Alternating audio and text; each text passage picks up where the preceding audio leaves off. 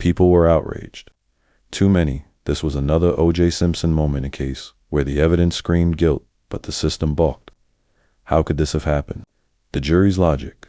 In interviews after the trial, jurors defended their verdict. One woman told reporters, "We were sick about it. We cried. We just couldn't prove how she died. And if we couldn't prove that, we couldn't convict someone of murder."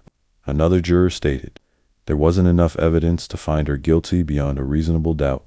The prosecution had painted a compelling picture, but it was a narrative, not an airtight case.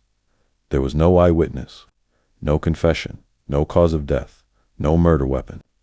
There were behavioral red flags. Yes, but jurors were told not to judge character, only evidence. Jose Baez's strategy, presenting an alternative story, no matter how controversial, succeeded in planting reasonable doubt. He didn't have to prove that Caylee drowned. He didn't have to prove George Anthony was involved in a cover-up. He just had to convince the jury that the prosecution could improve its case. And it worked. The fallout? Within days, Casey Anthony became one of the most hated people in America. Protesters gathered outside the jail, screaming and holding signs. Some even threatened her life. Her release date, July 17, 2011, was kept secret until the last moment to avoid riots.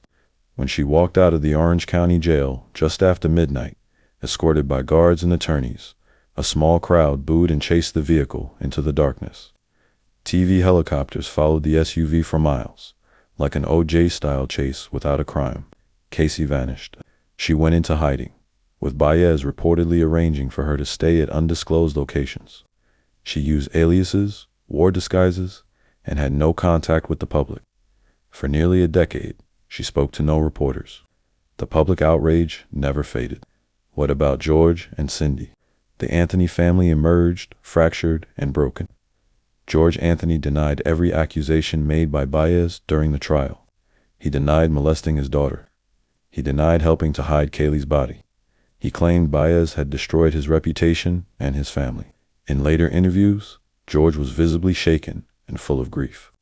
In 2013, he survived a serious car accident, after which he said publicly that he didn't want a relationship with Casey.